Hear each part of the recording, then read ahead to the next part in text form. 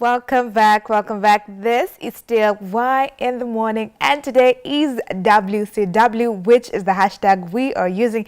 If you're just joining us, you are on time for the first conversation of the day, and we have a lovely lady with us. She's called Zipporah Wanyeki. She's a counselor and a teacher, and of course we are celebrating her, but we're doing that by talking about a topic that she is very passionate about, and this is some domestic violence and how we can curb that.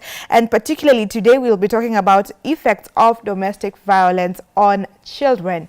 So she's here to help us with this topic. Karibu sana Zipporah. Asante sana. How are you?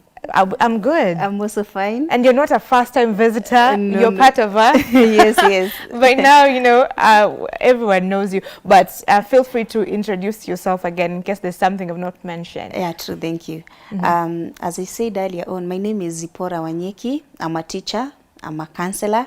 I'm a trainer. I do all those things. I'm a mentor. I mentor a lot of young people. And I believe that we are going to talk to young people about how to deal with their issues. Yeah. And why are you, before we get into it, why are you, because today is all about strength of a woman, Yes. and also celebrating women like you who are out there advocating for such, negative things in the society to cease from being. So why are you passionate about fighting against domestic violence? I'm passionate about it because I know that the nitty-gritty behaviors that you see with these young ones, they can be explained if we look back at where they came from. If you want to shape a child behavior, you first of all have to give this child a safe environment. So if they grow up in some environment where they are seeing chaos, they are seeing crime, and we want to shape a generation, we are losing it. So we need to give them a very secure environment for them to be, so that we can even nurture their talent and make them go to the society and become themselves. Okay. Yeah. All right.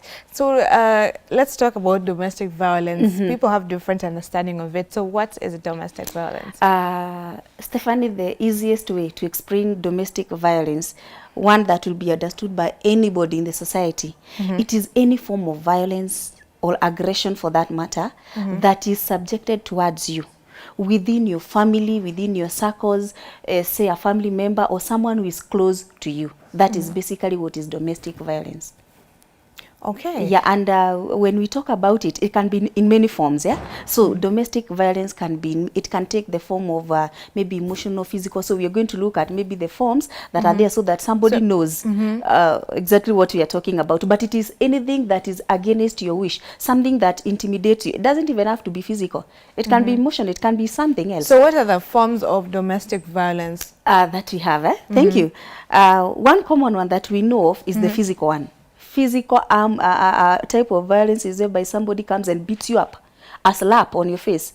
You know, when you're doing it, it looks very harmless. Yeah. But looking at it, if somebody slaps you at your age now, unashanga, couldn't we reason in better terms? Yeah, so somebody who slaps you. And let us picture this, because we are talking of domestic. Think of partners, a spouse, a husband and a wife. I mean, there are better ways of solving problems instead of slapping, beating, punching, strangling. That is physical.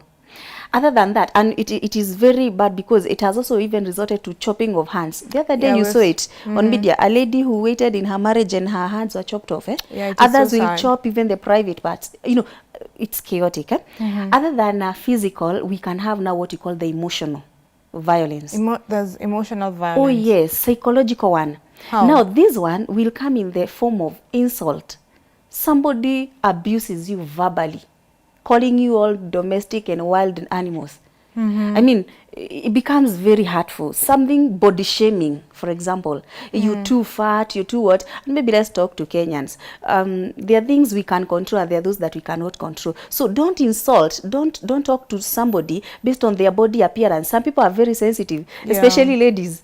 Yeah, ladies are very sensitive with whatever it is, how they appear. Don't go, look for a better way of telling them you're big. Don't say you are as fat as a pig. That's too harsh. Yeah, that's and maybe very she's harsh. struggling with her body fat. Yeah, so it can be body shaming, it can be verbal abuse. And did you know, Stephanie, that even rejection is part of emotional abuse? Rejection? Yes. How so? Imagine this child who is so innocent and she feels rejected in a family. The parent doesn't want her. Your mother doesn't want you, your father doesn't want you, nobody wants you. That's psychological torture. Enough to this child. Enough to cause you to commit suicide, for example. So most people So that's why we see cases of children committing suicide. Someone is 7 years old, you wonder what has been going through their mind for them to think of suicide as their option. Okay, there could be many other factors that maybe can lead to that, but if you find out well, it's not common for everybody to wake up and decide to end their life. Honestly, who doesn't want to live? So if you see something like that, children who feel rejected, and you don't have to tell them that to reject them. Your action shows. And do you know even babies, small babies, they have a way of knowing whether they are loved or not. You try making faces and they feel like this one doesn't love me. They cry out. Try making something. So the babies know where, a home that is safe and one that is chaotic. So that is psychological form of torture. And I was telling another group somewhere that the nerve in the brain that receives physical pain is the same nerve that receives psychological pain. Wow. That's how you see people heartbroken, unasikia aliachwa akakataa kuachika, so he's crying. You wonder kuachwa tu inafanya ulie. The same nerve that receives when you're cut. It is the same nerve that gets that pain. That's why you see somebody, you know, manifesting in crying and all those things. Wow. That is a psychological form of torture. There are other forms that we can talk about. For example, early marriage. Early marriage is also a form of... It's a form of abuse. You're denying this person the opportunity to go and be in school. Other than early marriages, you can talk about FGM, what you call the female genital mutilation. It's a form of abuse. It's a form of violence. It's against this child, and sometimes you hear it in the society, and you hear the grandmother said it has to be done, and it is done in a very crude way, using some very weird objects that even pose harm to this young girl. It's a form of violence. It was against your will. You get it? There are others that can come in the form of financial, for example. This husband who denies the wife opportunity to go and work. Huku kwangu hakuna mtu atafanya kazi. You sit down like the others. Simply because he is afraid this wife might go out there and is beautiful and will be seen by other people. Yes, mtu wa kupotea ni wa kupotea. So by the end of the day, all those insecurities, you can really manage them. The others that say that you're not supposed to own property. Women are supposed to be seen and not to be heard. Women are counted as children. So that's a form of violence. It is infringing into your rights. You're supposed, I mean, Kenya, who doesn't own property? Right. So when somebody says you cannot because of your gender, and then you start fighting about it, it's a form of violence. So there are so many other forms of violence that we can talk about, but basically maybe we can characterize them in those. Even these people who force abortion. A young girl gets married, and then the husband says, no, hapa nilisema I don't want kids. So this person forces an abortion to the girl. It's a form of violence. It was against. The girl was willing to keep the baby. This other person decides, no, you terminate it. They manipulate. When you feel manipulated, it's a form of violence. Okay, so all these are forms of domestic violence. Oh yes, they are forms of domestic violence because this person has not allowed you to be. It is either physical or emotional. Wow. All right. And now we want to look at the aspect of how children are affected by that. And there's a research that said that early relationships, whether abuse or neglect have a long-term impact on children, a brain that has adopted to survive. Oh yeah, sure. So how does it affect the child? Okay, fine. When we were doing research, we found that in Nairobi alone, it accounts for 41% of children who are victims of domestic violence. Nairobi alone. 41%? 41% is very high. Very high. 41 out of 100. So out of 100 children, 41 of them, they are victims. So they have grown in dysfunctional homes where they see the mother and the father fight and such. And so you would want to know what happens when these or how does it manifest in these children. One of the effect that it has, maybe we can characterize these children, we can give them into levels. We have the preschoolers. These are the toddlers that are going to join school, or maybe they haven't joined school, the baby class, those children. How it manifests to them, one, they can go to, there's a behavior, there's a defense mechanism we call regression. Regression is slipping back to an earlier stage you had already outgrown. For example, bedwetting. So a child, maybe by 2, by 3 years, maybe depending on how the baby grows, has outgrown that, is no longer bedwetting, but now has started seeing this type of violence at home, mother fighting and punching and screaming at night. So this child, because of stress, goes back to bedwetting. Unaanza kusema mtoto sasa ameanza kuwa mjinga, hajakuwa mjinga. And you're the reason. You're the reason. Other than that, they can also go to thumb sucking. They start sucking their thumbs. So if you're a caregiver, you're a teacher, and you notice that a child has already outgrown a stage and is slowly coming back to it, find out the levels of stress with that child. They cry a lot. You know, they have anxiety. They are afraid. They feel something bad might happen. I'm going to school. My mom might be killed. My dad, or vice versa. It doesn't have to be mom. So they're always ready, or they're prepared for danger. Like, there's a looming danger. Yes, somewhere. And they cry a lot. Other than that, they have trouble sleeping, by the way. When they sleep, you find they wake up in the middle of the night and they are talking things because they are afraid. They have nightmares and such stuff. They also have trouble eating. Therefore, this child will not concentrate. Those are preschoolers. You come to now these children that are in school. Let's talk of preteens.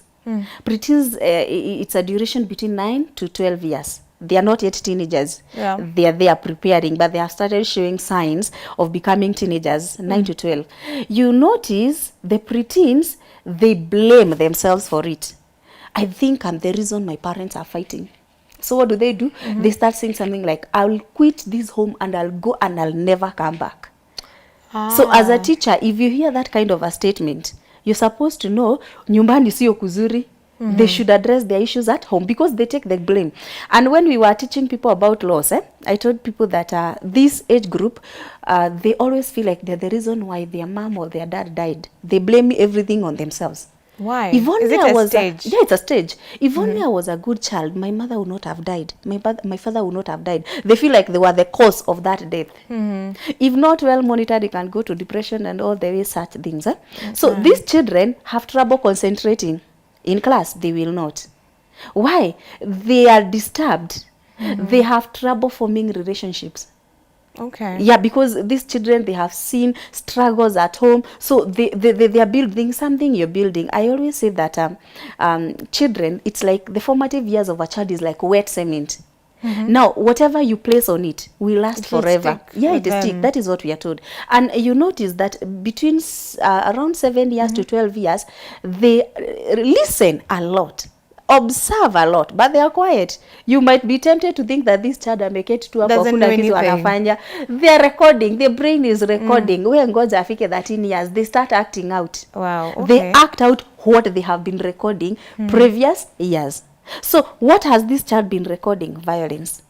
What will act out in their teenage stage? They'll start now becoming violent. So that's why we have bullies in school. Oh yes. So when we come now to teenagers, that is where now kazi iko. Teenagers, how they deal or how they manifest because of the violence they see at home. One, they can become bullies. Bullies, it means, it's a projection of a behavior. When I am bitter, and you come and you do something on me, I'll slap you. Why? Because I'm bitter. Because that is your normal. Because that is what was inside me. That is what is spilling over to you. You come and you look at somebody, you make a comment, and this person abuses you. Why? That was what was inside them. So when you see a bully, in as much as they are characterized with what you call maladjusted behaviors, there is a good reason behind bullying. A good reason. A normal child will not go bullying. Why? For what reason? So you notice that they can bully. If they don't bully, they become victims of bullying. So they are either the bully, oh yes, or they are the victims of bullying. You notice, for example, girls, they have this personality that is not very aggressive. So they could be victims of a bully. If it's a boy, he will go physical. He wants to, pour out, project whatever is inside him to other people. Are you getting it? Yeah. Other than becoming bullies or victims of bully, there's something that is very worrying. And every parent who is parenting a teenager should be cautious about that. What we call engaging in dangerous behaviors. Why are they doing that? Nataka kulipisha kizazi. This is what I saw at home. Behaviors? Some of these dangerous behavior, unprotected sex. They know very well. At teenage, we've taught a lot of HIV and AIDS stuff, and they know what can happen and what can cause, what can spread HIV. But they still go ahead as a way of punishing their parents. You know, they have emotions that are, they want to vent out these emotions. So what do? They misbehave. One of them is unprotected sex. Another one, they engage in drugs. Drugs, either alcohol, bangi, they could even be smoking, shisha, all those things. They want to do that so that the parents can feel the pinch. Unfortunately, some parents are not there. If you grew up in a home where both parents are alcoholic, serious drunkards, you think they know whether you smoked or you did not. They don't take They were notice. not there to monitor you. They are absent parents. So this child harms themselves. Because if you go asking, when they come for counseling, and we ask them, you said you started unhealthy relationship. Why was that? And somebody says, I was stressed. And you're like, so why? What was your cause of stress? You would expect them to say books, nini. Compare, no, at home, my dad, they was always fighting, and that is why I was doing that. So you notice that they engage in dangerous behavior. So they can get into addictions that they are not able to come out of them. Because once you learn a behavior, it will take time before you unlearn that behavior. So some of these things can be irreversible. For example, you engage in this kind of sex, and then you get the HIV virus. And could that be one of the reasons where many teenagers, according to the recent statistics, we have a high number of teenagers who are HIV positive and even pregnant? Did you notice the other day the media was airing that about the high number of teenage and either teenage pregnancy and or HIV infections? And there's a slogan that goes around the youth. Me, I interact with them so much, so I get to listen to what they say. They say something like, where afadhali cancer, afadhali HIV. Cancer is deadly. So people, they actually people are afraid of cancer instead of HIV. And they have their own reasons, and the reason, and you're almost believing them. But come to think of, sure, they tell you, cancer is deadly, cancer will kill you. HIV, you can take ARVs and you're living. So they see it as an option that it's okay now. And people fear pregnancy more than HIV, by the way. You go asking these young girls in town and whatnot, they fear pregnancy than HIV. See, the other day people were in Vasha. And you could get to hear those who went there. What they were afraid of more than HIV was pregnancy. So because of this, during our times, I remember when HIV came, we were taken for these. We used to call those videos "watotokaeni chini," and they would bring the videos, and we would watch, and we were afraid of seeing a sick person dying. I think people really need to be, that awareness need to be created once more so that they know that HIV is also not a joke. Yeah, I know you eat well. If you find yourself there, then we give you coping mechanism. But before, if we can prevent you from going there, the better. The better. Yes. So these children, you will find them engaging in that kind of behavior. Other than that, they also have difficulties in concentrating in class. And so this is one of the ways maybe a teacher can identify. Oh, yes. A disturbed child has difficulty concentrating. Why? Your mind is away. I'm sure ukuwa shuleni, you kept on hearing teachers saying, we, rudi darasani. And you wonder, kwani ulikuwa wapi? It means your brain was taken away. So picture this. My mom came at night. My dad came at night. And they were fighting, and I could hear them screaming, usiniwe. Do you want? And I left that morning for school and left my mom at home. What makes you think I will be concentrating, not thinking that my mom will be killed? So another thing that they do, they play what you call truancy. Truancy is running away from school without the right reason, without permission, and you are not permitted, you don't have the right reason to be away. So why are they playing truancy? It is because they feel like, if I leave my parents at home, watawana. So they feel, if I'm there, probably I can control something. Another thing that happens to these people in future, that is why I'm very passionate about telling them, we want to form a healthy generation. If this person was a victim of violence, also parents fighting at home, what will happen? In future, he could also initiate the same. What is good for dad is also good for me.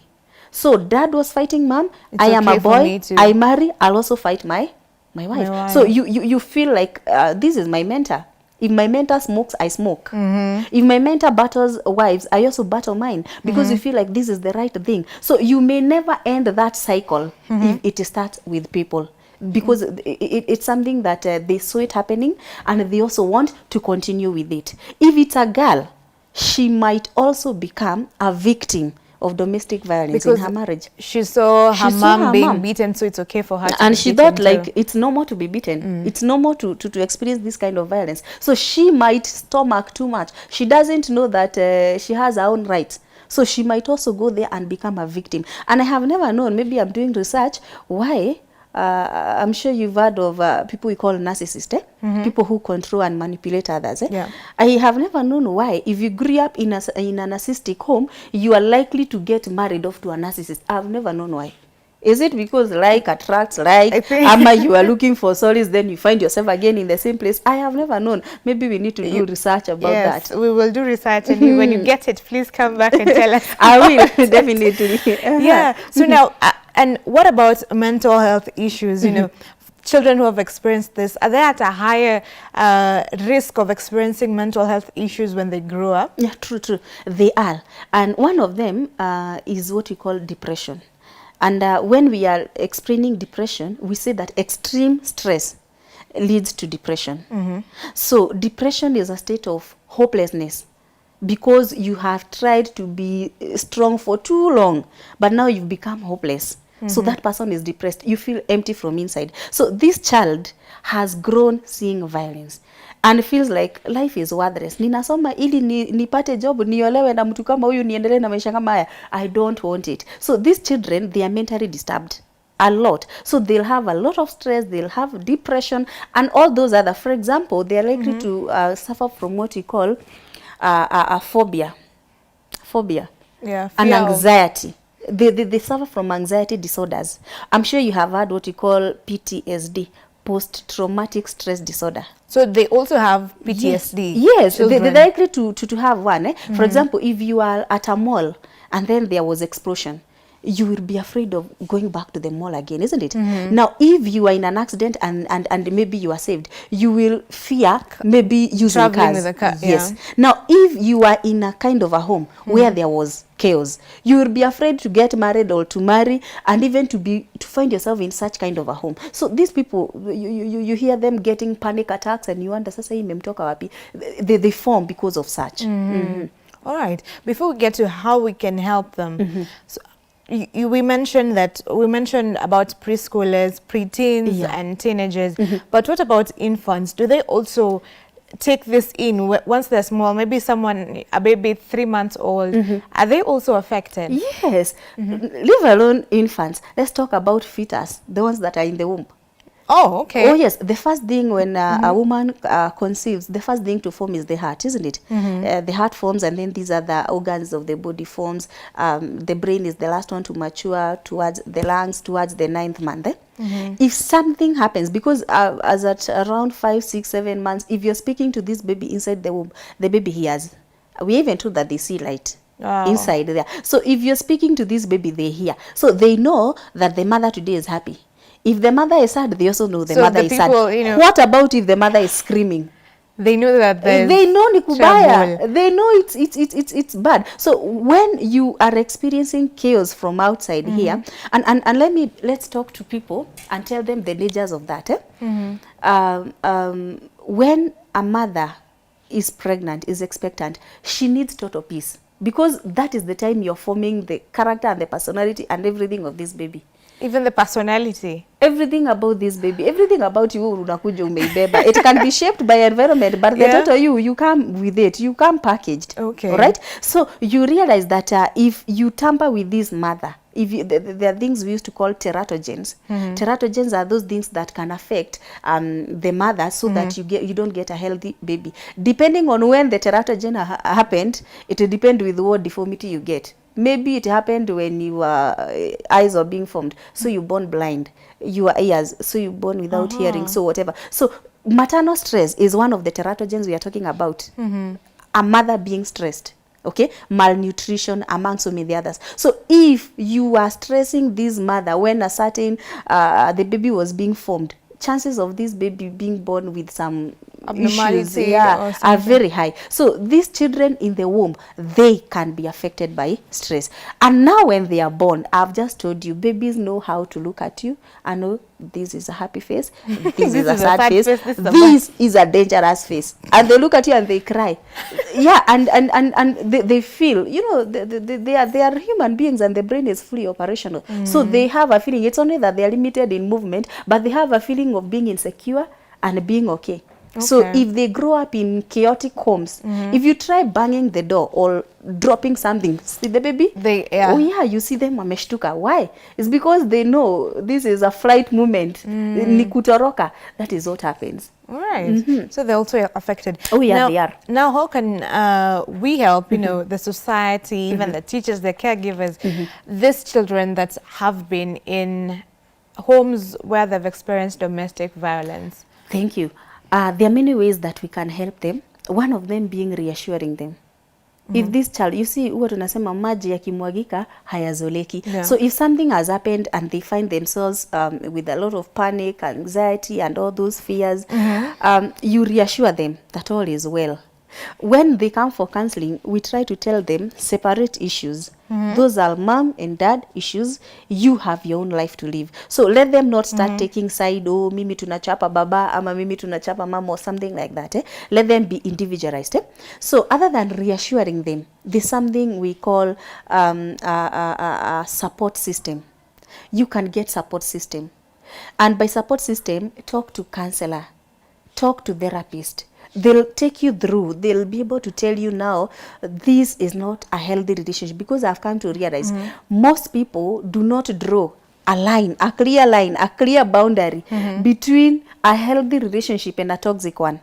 Okay. Somebody calls you 16 times and you interpret that for love. Ati unajua mimi ananipendaga, aki is just calling me, ananiuliza kama nimefika job, niko wapi, nini. You're toxic. I mean, why are you monitoring me? Who gave you deputy what? Why are you monitoring me throughout? I mean, one call, two times is enough. Yeah. Once I get it, I'll call you. Most of these people, they are monitoring what you're doing. They are feeling insecure from wherever they are. That's why they are calling 16 times. You interpret that for love. Not love. But if you are that keen person, you'll know these are red light. One time is enough. I'll get back to you once I'm done. So you can now help. A therapist will help you to know that in as much as you want to stay strong for these children, sometimes being away is better for them. Because why stay in a marriage where these kids are seeing baba anakuja anawachapa wote, wewe mpaka na watoto mnavunjwa miguu na nini, you scream the whole night, hamulali, you are at panic. Do you know sleeping means you are peaceful?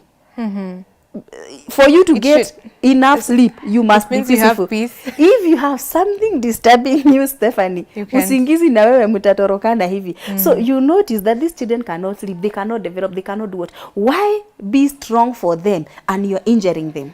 You want to retain this marriage because of them, but you're doing them a lot of harm than good. So you'd rather be away. Look at your children while you're at a distance. So we have not come to tell people to go and divorce, but we are saying assess your situation and realize, can I stay, or is it doing us good or harm? And you separate yourself, and these children will thank you later. They'll notice it was the best decision. Okay. And doesn't the relocation affect these children at some point? We talk about what we call the lesser evil. Which is the lesser evil? That they sit there every day not sleeping and not doing, or you take them, yeah, they might feel, and sometimes they are so bitter even with this father or mother, for example, whoever is mistreating them, they are so bitter with them that they say, thank God ulimwacha. Yeah, because your peace of mind comes first. Before you can even love, you have to be peaceful. So you want me to love somebody who has been beating my mother? Not really. So they would rather and what would happen if the mother died, for example? They would blame themselves. Exactly, or the father, because domestic violence doesn't have to be one side. It can also be the mother abusing the father. Yeah, so if one of them dies, they'll blame themselves forever. So let them at least be somewhere that they can be helped. Wow. So you can form support system. There's something we call cognitive behavioral therapy, CBT.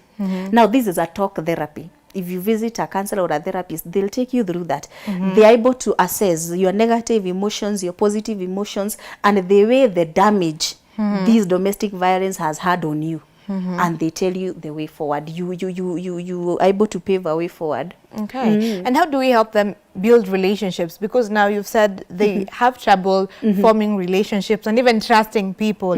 I think maybe when someone is being kind to them, it's something that is not, you know, common, or I don't know. Okay. You tell. So how do we help them form relationships? You can help these people form relationship. Number one, I always say that they have to move on. Life has to move on. So let them forgive themselves, because they feel very bitter. Yeah.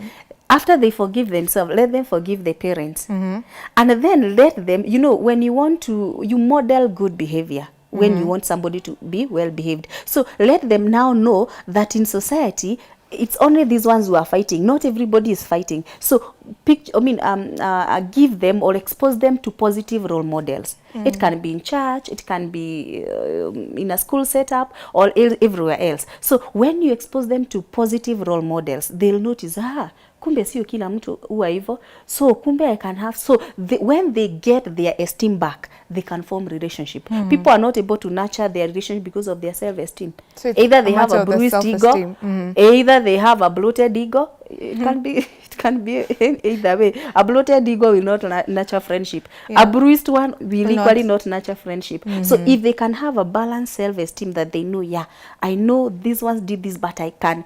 We teach learners about assertiveness and self-awareness. You know your strength and your weakness. Then you can maneuver in life. Okay. All right. And now, once a caregiver or maybe a teacher identifies that this child is going through, is in a toxic environment where there's domestic violence, so now does it mean that the person should be more lenient to them, such that they give them lighter, there's no consequence, or you know, you're treating them in a way to, you know, to show them love, but does it mean that there's no consequence to actions? No. For example, you notice that this person has become a bully, and you ask them, why are you bullying your friend? It's because I found it at home. My mother fights my dad. We don't take that. You will correct behavior. But now after you correct behavior, because we always say, before you can take somebody for counseling, first of all, let this person go through the consequence of that behavior. After this person has gone through the consequence, for example, you did something wrong, you will be punished. After you undergo punishment, then you'll go to see the guidance and counseling department. They'll be able to help you so that you can now come to terms. So we still punish, or we still give consequences to the crime committed. If you don't, you'll be rewarding bad behavior. And something rewarded is likely to repeat itself. So they'll feel like bullying. Mwalimu haulizi. So we continue to become more bullies. So hutakuwa umemsaidia. What about that child who's now the one being bullied because of what they've experienced? So now they are fearful and they're silent. So how do you treat them? Now that one, you nurture them, you take them through the counseling process. One, to heal, to forgive themselves, to forgive their parents. Then you teach them coping skills, coping mechanism. You teach them assertiveness. You know, if you are assertive, a bully will not be able to deal with you. Assertive means when I say no, I mean no, and I am not guilty about it. That is assertive behavior. So this person, this bully who comes and wants to manipulate you, and you no, I know my rights. You see, he will not do anything else. And they manipulate you so that you don't report. No, I will report you. So they know you cannot just have your way out. So we teach them assertiveness. All right. And is there any difference in terms of proximity, you know, for a child who is always witnessing the violence and a child who is usually in the room or told to go to the room once the violence is going on?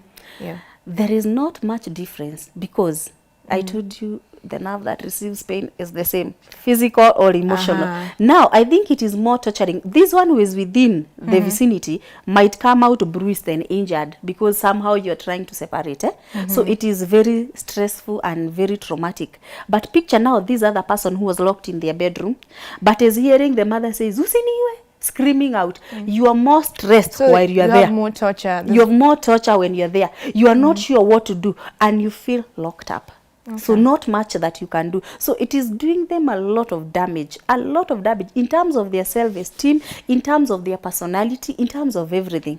And parents shape the personality of children. Okay. That one will never, nobody should even discuss anything about that. They shape the personality. You want this child to become aggressive, they will expose them to aggression. They will become very aggressive.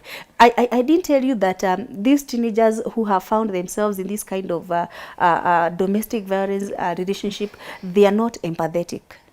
Okay. They are as hard as a rock. Hawana feelings. They have seen it all in life.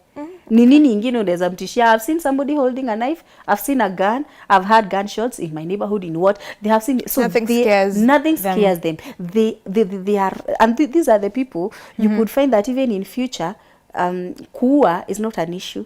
Stabbing somebody is not an issue. You've been exposed to too much violence. So that is a norm. It's a norm to you. Oh yeah, it's a norm to you. So when you find somebody is not empathetic, you should be worried. That person is inhuman, can do anything.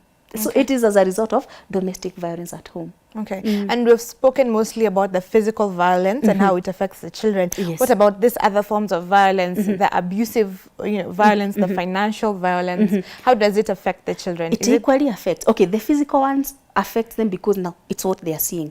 Somebody could be going through emotional violence, like maybe the mother, verbal insults and everything. They will also be affected, but not as much as these other, unajua insult na kutandikwa, ule wa kutandikwa ni more, isn't it? But sasa hii ya emotional one, sometimes you find that the victim goes through them silently.